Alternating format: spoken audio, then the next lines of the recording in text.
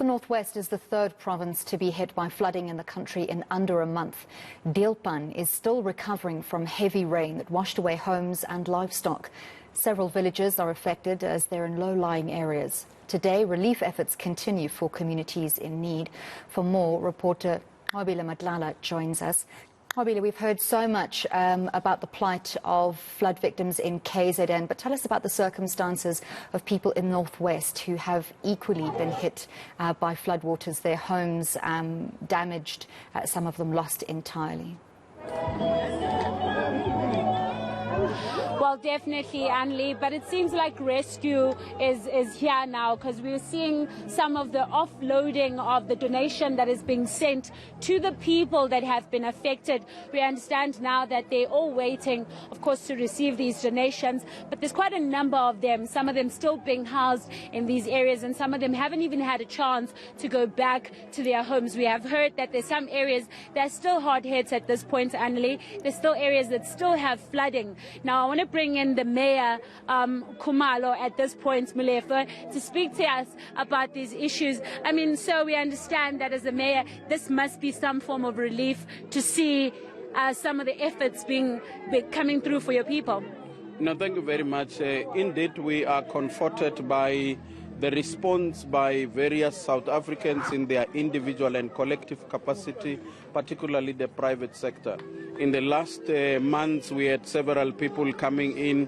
Today, we are partnering with Coca-Cola and various other farmers and individuals and NPOs. This comes in handy. You will recall that this village is very poor. Now, being struck by a disaster makes it worse. We have coordinated all government departments, your SASA, your social developments. They've been coming here, giving blankets, giving food. But for Coca-Cola to come with such a big truck full of blankets and food is really humbling. We appreciate it, and we call on all other good Samaritans and good South Africans to follow suit and do good for the country. I mean, we understand that there's still areas that at this point are still haven't, people that still haven't accessed their homes yet. Look, this area here, because of its topography, Deelpan, many of the villages are interconnected. They've got a name pen at the end, which means a Smolanyana Dam. So you've got Makouspan, Mooipan, Wetpan, Brooksby, Lombartslachte, which are lowest lying areas, full of Smolanyana dams around them. So once it rains like it does now, the dams are full, they overflow into farms and basically into villages. The water doesn't move away, there are no rivers and streams here, so it's stagnant water, it keeps going up. Only now it's drying down. We've tried to create furrows and try to divert the water. So water is indeed subsiding. We're doing the mopping up. We're dealing with the inner person, giving emotional support.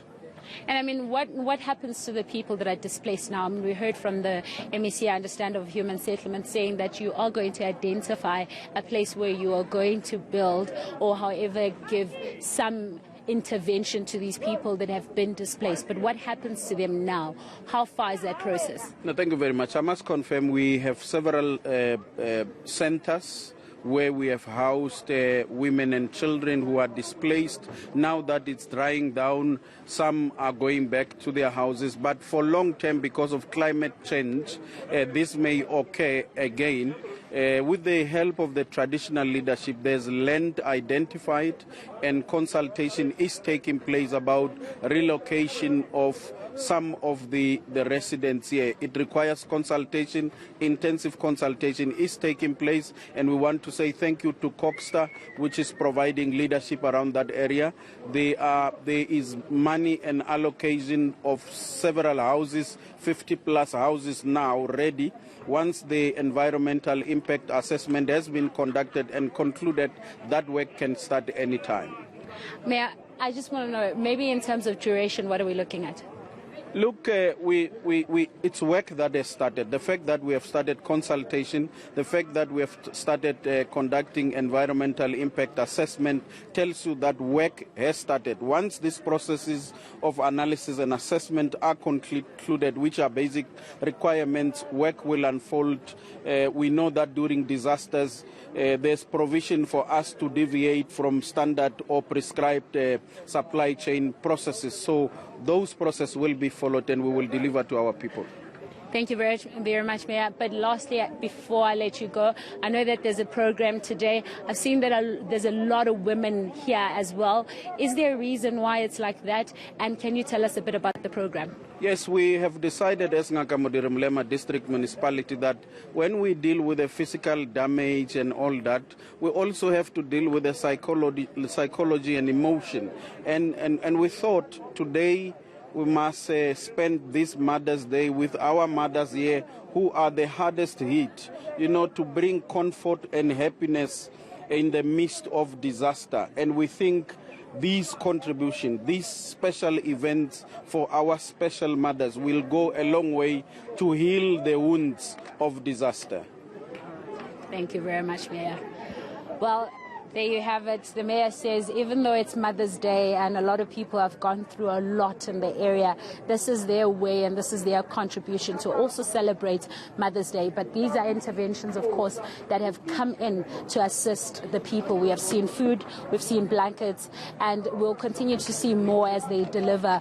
We understand that the people that are here have been really gone through the worst, and this will mean a lot whilst they're still housed in these areas and they still figure out how to move them to the area that they're saying that has been identified as a place where they can now be moved to.